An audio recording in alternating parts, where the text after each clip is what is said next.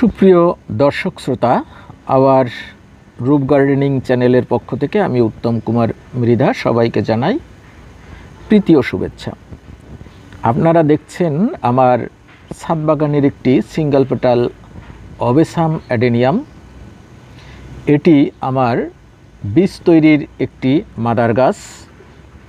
এই গাছটির বয়স প্রায় 4 বছর।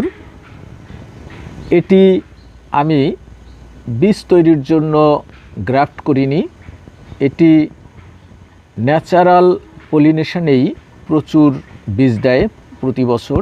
আপনারা দেখুন, অটোমেটিক এই গাছটিতে বেশ কয়েক জোড়া সিডপট রয়েছে এবং আরও ফুল আছে।